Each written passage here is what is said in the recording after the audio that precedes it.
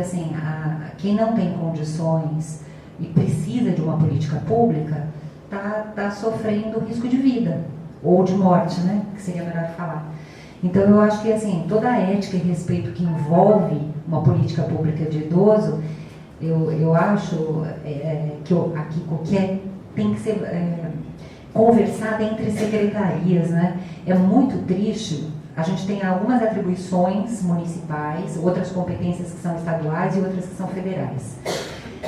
Mas quando eu digo de mudança de mentalidade, que passa também pela sociedade civil, na verdade, respeitar esse idoso e dar o tratamento digno, isso não se faz por decreto.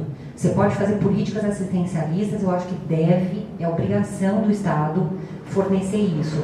Mas a maior crueldade para mim, às vezes é da própria família que desampara esse idoso, que não acolhe, né? Então eu acho que a política pública precisa existir, sim, tem os conselhos já, o grande conselho do idoso, mas ainda é pouco, a gente não vê muito resultado, então tem que agir muito, que cada vez estão ficando mais velhos. Obrigado, Rosário.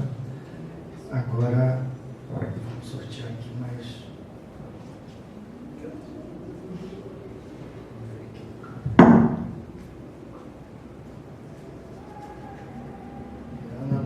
Ana Luísa, você, na verdade, tem que perguntar para aqui.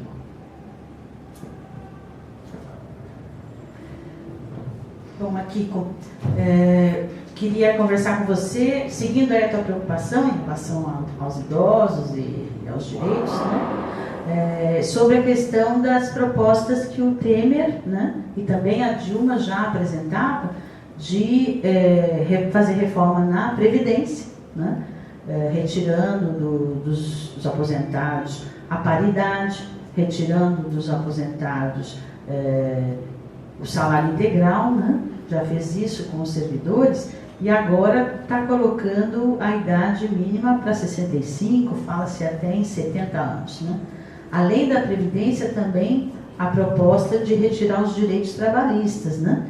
De aumentar para todos os setores do serviço público a terceirização e retirar direitos históricos da nossa classe, como o 13º, e muitas outras questões além do desemprego. Então, o que você acha sobre isso? O que a gente pode fazer com as nossas candidaturas para enfrentar essa situação?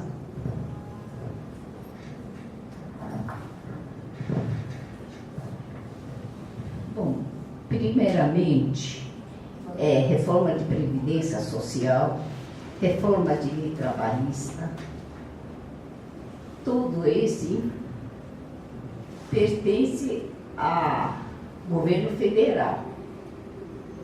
E eu acredito que, se formos para a Câmara dos Vereadores, não sei, eu vou ser bem sincera, não sei a que caminho nós podemos tomar para barrar essas reformas. Então, eu vou ficar devendo essa questão para você. Porque isso é da área federal. Né? Apesar que reforma previdenciária, principalmente, e eu acho que é uma maneira de fazer com que os idosos vá morrer logo. Porque idoso com 60, 65 anos, trabalhando, como é que vai enfrentar nosso trânsito, condução, de manhã, 6 horas, 7 horas da manhã? Como é que ele vai aguentar voltar do serviço depois de 8, 9, 10 horas de serviço, se o jovem já volta para casa, vai para a escola já, né, cansado de trabalhar? Então, eu acho que reforma previdenciária, na realidade, nós temos que tentar levar para o governo a realidade não financeira, porque isso tudo é problema financeiro, mas parece que eles não pensam no físico do ser humano. Um homem com 65, 60, 70 anos já tem problema de visão, né? Os homens e as mulheres, né? Tem problema de forças físicas, tem problema de saúde. E como é que o governo, se ele não dá uma saúde, assistência de saúde para a sociedade, como é que eles querem que os homens e as mulheres trabalhem até seus 70, 80 anos? Não dá para a gente aceitar isso, não dá. E a sociedade não está percebendo essa parte aí, só lamenta do que está para vir. Vou ter que trabalhar até 65 anos, 70 anos. E não é. Nós temos que começar a conscientizar a sociedade sobre isso, parte social, mas parte física. O ser humano tem um limite de capacidade física. E como é que a Previdência fala que tem que estar 35 anos e vai ter que ter 70, 80 anos, tem que completar?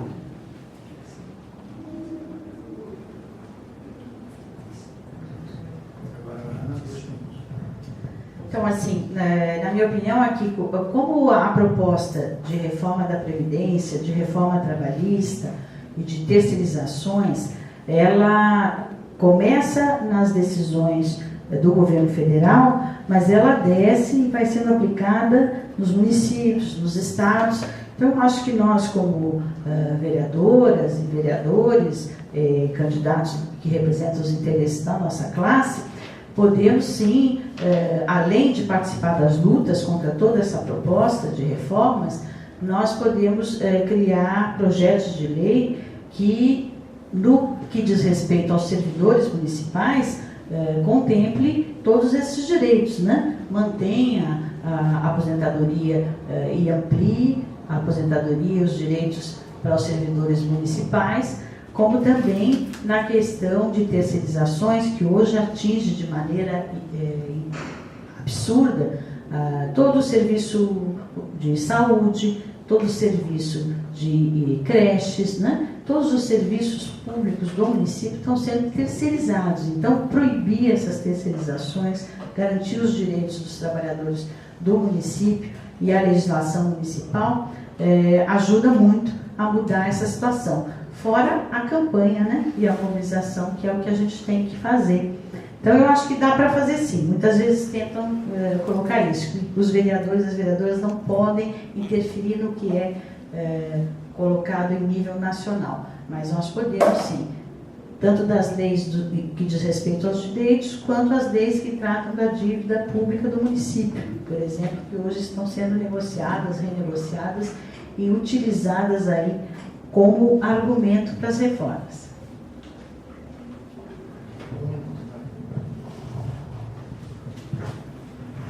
É certo, podemos na Câmara, na Assembleia Legislativa do Estado, né, seguir e lutar por isso.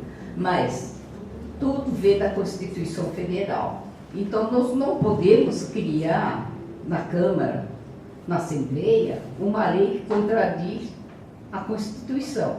Ele tem que estar dentro da Constituição. E também pela lei criada pela Constituição.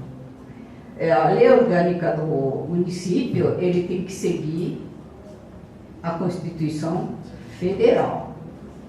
Que na nossa Constituição temos federal, estadual e municipal.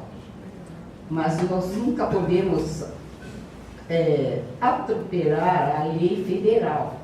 Podemos sim, alguns projetos, mas previdência e podemos criar, mas ele tem que estar dentro da lei que tem que vir pela lei federal.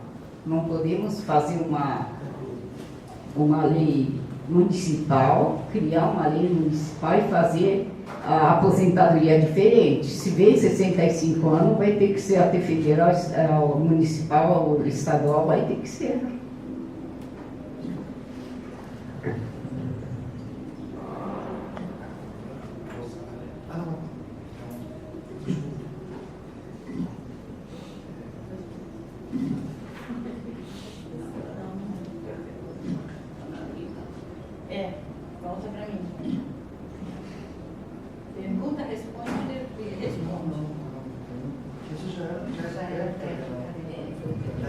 Eu também. Não, é que foi assim na anterior. Eu não sei se não era para ser assim, mas foi assim. Ela perguntou para a Rosália respondeu, ela falou e a Rosália falou de novo. Foi isso que aconteceu. Quem encerrou foi a Rosália. Isso, ela encerrou para mim. Ah! Então tá bom. Entendeu? Na verdade, porque a primeira vez a pergunta, a segunda responde 3 minutos, tem uma réplica de 2 minutos e a réplica finaliza 1 minuto. Agora, necessariamente, a Rosália pergunta para Tá certo. Ana Luísa. Isso. Isso, obrigada. Meio confuso mesmo. É que faltou uma coisa. Ana Luísa, eu queria aproveitar para perguntar para você como é que você pensa em enfrentar a problemática em São Paulo dos moradores de rua e também quem está hoje agregado no Braços Abertos e no Recomeço, as pessoas em situação de drogadição em São Paulo. São 2 temas muito caros e que estão muito problema em São Paulo, tanto os moradores de rua quanto a questão dos drogaditos, né? Da Cracolândia, que foram lá inscritos em nível municipal pelo Braços Abertos e em nível estadual pelo Recomeço. Eu estive visitando esses 2 programas e me parece que eles não têm conversa, diálogo nenhum entre eles, e um na frente do outro. Então eu queria saber, assim, se eleita, o que você pensa, como que você enfrentaria essa questão, tanto dos moradores de rua quanto das pessoas em situação de vulnerabilidade e drogadição em São Paulo?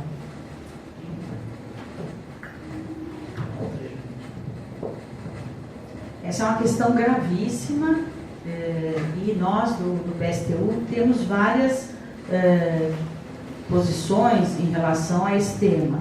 Primeiro é a questão das drogas, né, que nós consideramos uma questão de saúde e não uma questão de polícia, que é como é tratada tanto pelo governo do estado quanto o governo municipal.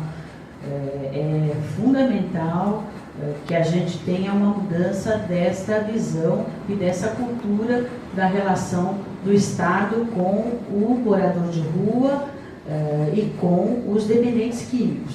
Então, primeira questão a ser enfrentada como uma questão de saúde, eles têm que ter todo o atendimento público à sua saúde, com acompanhamento psiquiátrico, psicológico. Este acompanhamento e esse tratamento não pode ser imposto, você como, e aqui também, como psicanalista sabe, o tratamento para um dependente químico ou qualquer tipo de tratamento para toda a população tem que ser algo que a pessoa queira, deseja, então não pode envolver nenhuma restrição de espaço, de ir e vir e imposição de tratamento. Além disso, tem que ser dado a essas pessoas, então, um atendimento tipo hospitais dia, que a pessoa vai quando quer, sai quando quer, né, para fazer seu tratamento. E a moradia é um problema terrível na cidade de São Paulo, porque não é só os moradores de rua que enfrentam esse problema. A população também enfrenta um problema que é a habitação digna, né? Então, há uma série de ocupações, por exemplo, nesse momento na cidade de São Paulo, que as pessoas buscam uma moradia digna. E quando nós temos em São Paulo uma quantidade imensa de prédios que não são habitados, que estão desocupados só para que os seus proprietários tenham uma especulação financeira em cima desses imóveis. Então, aqui no centro, se as pessoas pudessem ocupar com dignidade, nós não teríamos moradores de rua, se esses prédios fossem equipados para que fossem transformados em moradia digna para todos. Então, tanto o problema de moradia quanto o problema de saúde e do combate à dependência química, as propostas do PSTU seriam nesse sentido. moradia digna para todos, para toda a população de São Paulo. Isso é possível, sem ter nem que construir moradias, né? Inclusive na legislação federal existe o papel social da propriedade, né? Vamos dizer assim, tentando pegar um elemento da lei que existe, nós deveríamos ter um tempo para um prédio ficar desocupado. 2 anos sem ocupação, o Estado toma conta e transfere para quem não tem onde morar. Então tem solução se tiver uma política correta. Isso, inclusive, a sociedade civil, alguns da sociedade civil tentam fazer, né? O professor Ribas, junto à Defensoria Pública, tem a Defensoria Pública Social, eles fizeram uma pesquisa e levantamento de quantas unidades de apartamentos estão desocupados aqui no centro de São Paulo, para levar exatamente, né, professor, para a Defensoria Pública conseguir fazer essa intermediação para que exista essa possibilidade, desde que eles comprovem que moram aqui na região central. Então isso já está sendo feito e a gente ajuda sempre na sociedade civil e já é uma causa nossa. Minha pergunta foi mais ligada aos moradores de rua, porque isso realmente é possível, sim. Com vontade política tudo é possível. Minha pergunta é mais em relação exatamente como você frisou, aos dependentes químicos que não querem se tratar e aos moradores de rua que gostam da condição de moradores de rua e querem ter respeitados o seu direito de serem moradores de rua. Essa que era a minha pergunta.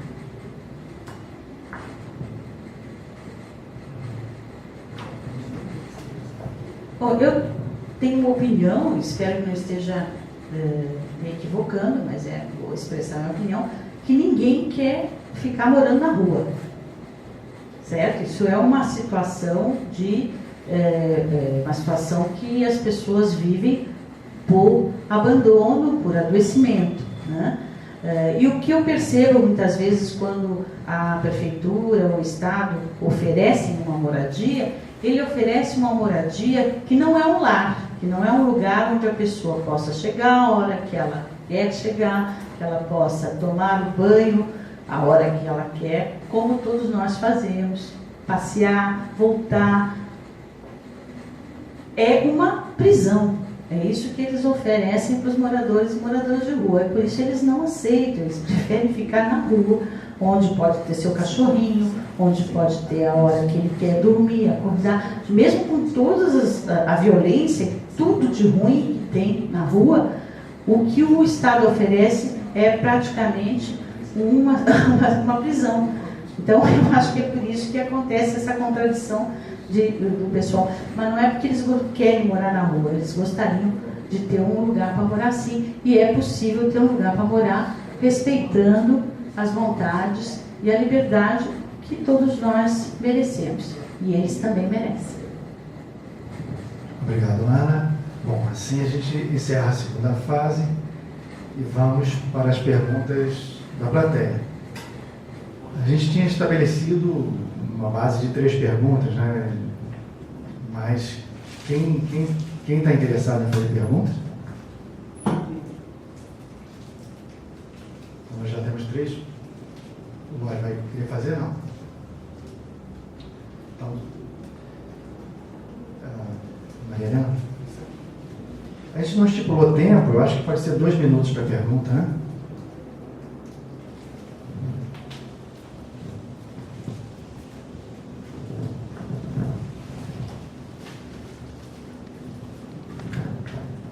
Cumprimentar os companheiros que são candidatas e é bastante significativo que tenhamos aqui 3 mulheres, não é? Há essa cota que os partidos destinam às mulheres e nem sempre elas conseguem ser preenchidas.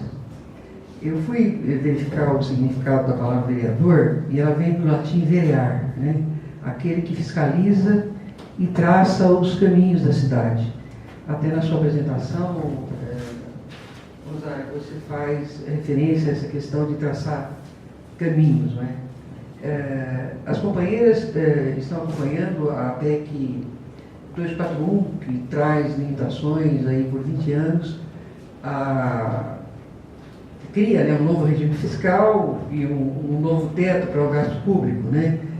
Congela gastos públicos por 20 anos e não vai ter nada para a saúde, para a educação e outros serviços públicos, né? A colocação que a Rosana faz, referindo de gostar de ficar na rua, né? de gostar de morar na rua, causa, assim, espécie, né? A gente tem vizinhos aqui, moradores de rua, e que a gente finge que não vê, que são vizinhos aqui de frente, que moram de uma forma subhumana, né? E esse prefeito da cidade, quando faz a higienização da cidade, molha suas coisas, orienta a guarda municipal, que é uma guarda arbitrária, que foi criada para cuidar do patrimônio público, e no entanto tem uma atividade policialesca aí, e enfrenta os moradores de rua, que não tem como se defender e tem nos dias frios, né, tem suas cobertas molhadas, e a gente assiste isso com naturalidade, né? A gente não percebe que esses nossos irmãos que moram na rua passam por esse sofrimento e mesmo finge que não vê.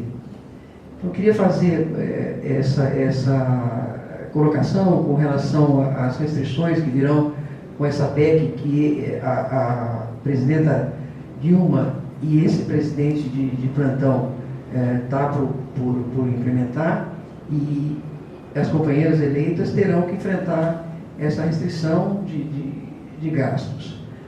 Queria também fazer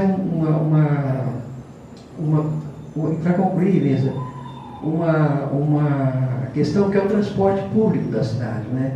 O prefeito Haddad encheu a cidade de ciclovias, e a gente vê aqui milhões de bicicletas para lá e para cá, né? Investindo o dinheiro público para pintar as ciclovias, e não temos na cidade a cultura de andar de bicicleta. Pelo contrário, a gente tem ciclistas sendo mortos, atropelados, temos ciclistas sendo assaltados, temos suas bicicletas roubadas, né?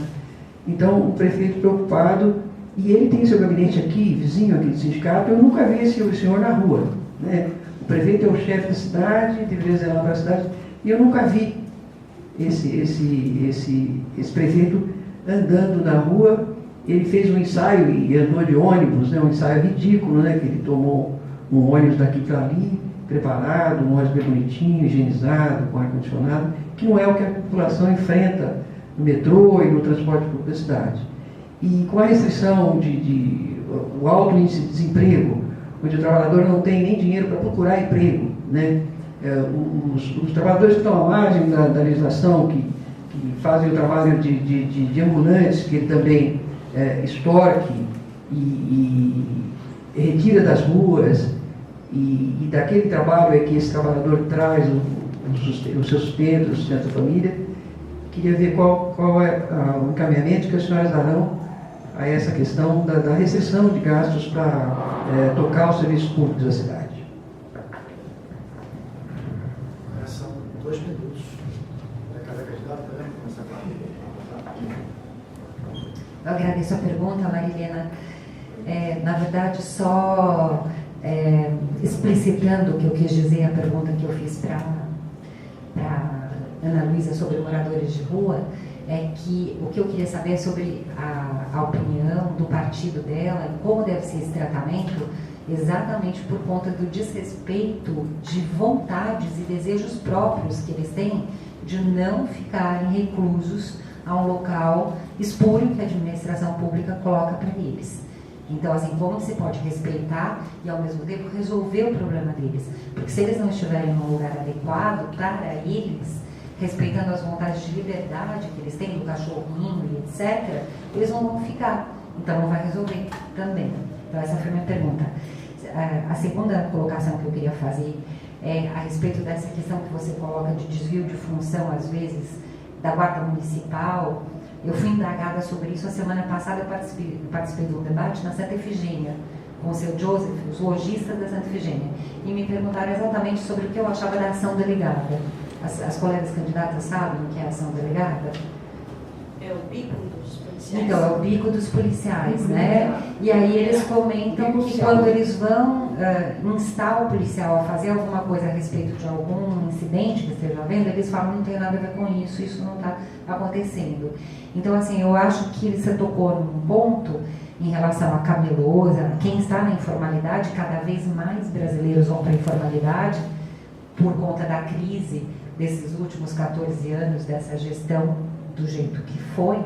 Então, nós estamos, assim, como diria o caipira, na roça, né? E nós temos que nos comprometer com a PEC 241, eu acho que a sociedade civil como um todo, e nós, em caso de nos elegermos, mais ainda, temos a obrigação de brigar para defender que haja verba pública para as necessidades essenciais de saúde, educação e tudo que a gente preza e luta. É uma dificuldade, mas estamos aqui para lutar. Obrigada pela pergunta.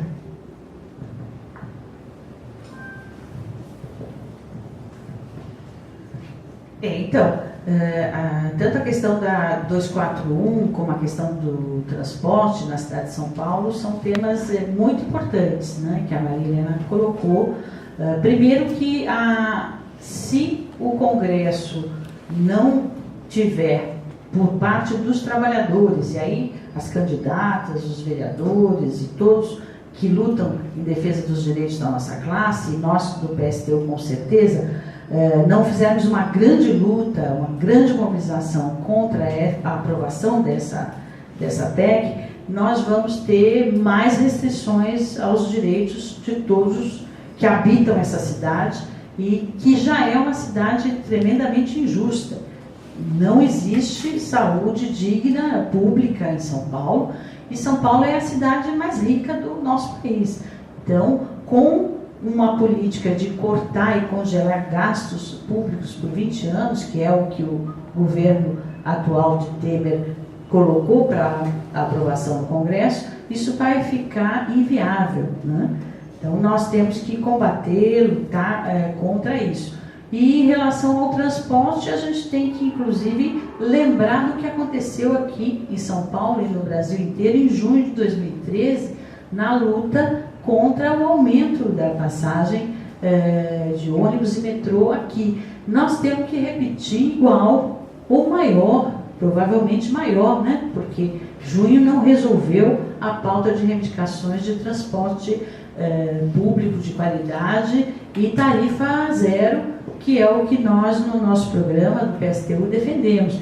Então, nós vamos ter que fazer o que a gente está falando no nosso programa, uma greve geral. Na nossa opinião, é hora de unir todos os trabalhadores. Nós, do serviço público, que vamos sofrer, e sofremos imensamente com o congelamento dos salários e dos gastos públicos, e a população que depende dos nossos serviços. Nós, do judiciário, o pessoal da saúde, da educação, de todos os setores, vão precisar se unir e se mobilizar. É importante que na semana que vem, agora de 12 a 14, 12 a 15, é a nossa semana aí de jornada de luta em Brasília e nos estados para barrar toda essa política. Então, tem muito a ser feito e as perguntas são ótimas.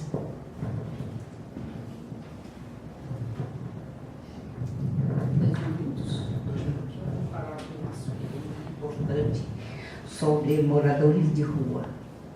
Eu, como atuo na ação social, no ONG, na Casa de Solidariedade, prestando terapia psicanalística, prestando serviço jurídico para moradores de rua. E eu pergunto para os moradores de rua qual é o motivo de estar na rua. São problemas de família, problema de emprego, problema de alcoolismo. E diz que o morador de rua não quer ir para abrigo. Eles não querem ir para abrigo, muitos, não vou dizer todos, mas eu fiquei horrorizada, fiquei assim, pasma, fiquei revoltada, quando os moradores de rua que eu entrevistei, que falou assim, eles falaram, eu carrego todos esses tranqueira que eles falam, né? Essas coisas, roupas, tudo, porque senão o que já não tem ainda rouba lá dentro. Então, quando eles dormem lá dentro, eles dormem como se fosse travesseiro, né? Mas isso não é nada. Eles vão tomar, porque tem banho, né? E muitas vezes eles vão tomar banho, então eles têm que tirar a roupa. Então, olha, coisa que muitos, eu acredito que a autoridade deve saber disso, porque eu que sou tão afastado, que estou só no social, fiquei sabendo, impossível que eles não levem isso no conhecimento das autoridades. Quando eles tiram a roupa, vai tomar um banho, vai um outro e querem ter relação sexual com eles, ou se não agride eles. Esse é o medo que eles têm, muitas vezes, de dormir no abrigo. Então tem muitos problemas para eles. Cachorro que eles têm, que fala todo, porque eles gostam de cachorro, não porque eles precisam dos cachorros, porque eles falam que os cachorros protegem eles. Aqueles cachorros, dependendo, você chega perto, ele avança em cima de vocês, é a defesa deles. Então nós não podemos confundir, né, as atitudes deles sem chegar no fundo dos problemas que está havendo. Então se fosse estiver na Câmara primeira, assim, que se for tomar providência, seria problema de abrigos para eles.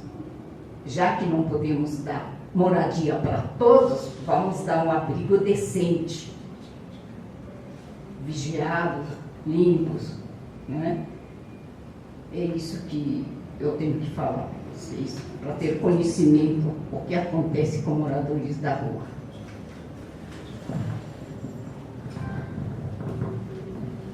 Obrigado, Aquilo. Agora mais uma pergunta, pode ser mesmo?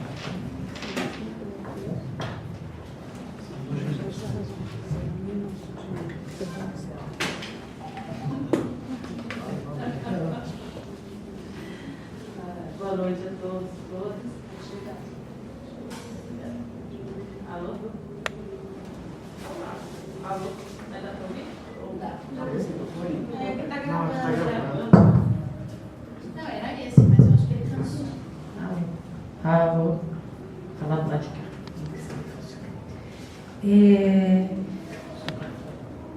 Funcionou? Bom, eu queria fazer uma pergunta que é mais sobre o problema da crise econômica que a gente vive, né? Na verdade, a gente vem numa crise que se agrava aí a partir de 2007, 2008 e que ela atinge não só o Brasil, mas o mundo todo. Mas, infelizmente, quando chega na época da eleição, parece que essa crise ela não existe, né?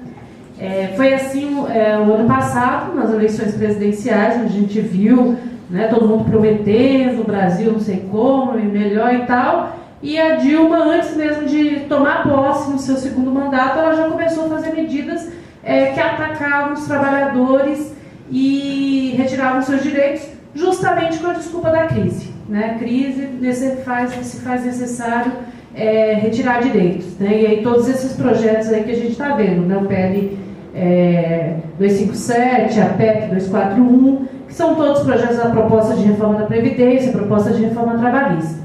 E agora eu vejo que na campanha eleitoral isso se repete um pouco na campanha municipal. Né? Ou seja, parece que não tem crise, todo mundo promete tudo, e alguns até já falam isso, né? A crise está sendo esquecida durante a campanha municipal, mas no dia que o próximo prefeito tomar posse e os próximos vereadores, aí a crise volta a acontecer e a gente vê todas as propostas que são as propostas de fato implementadas. Né? Então, assim, o que eu gostaria que vocês falassem um pouco é sobre esse problema da crise econômica e como sair desse problema da crise, qual uma proposta para os trabalhadores para sair dessa crise.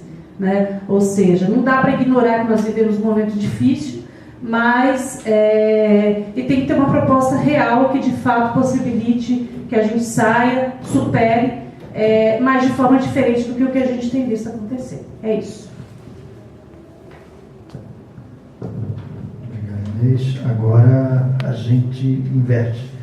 Começa com a Kiko, depois a Rosária e termina no Maurício.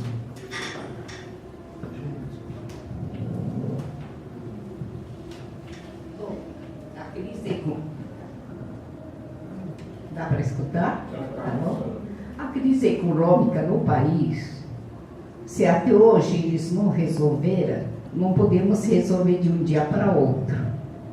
É uma coisa que não tem como. Mas a crise que nasce nessas administrações não é problema da sociedade, é problema interno de administração pública. Porque eu faço parte do orçamento participativo também, porque eu sou do Conselho Participativo do município e a gente acompanha. Para explicar sobre por que chega essa crise, é uma coisa muito, assim, difícil de gente explicar.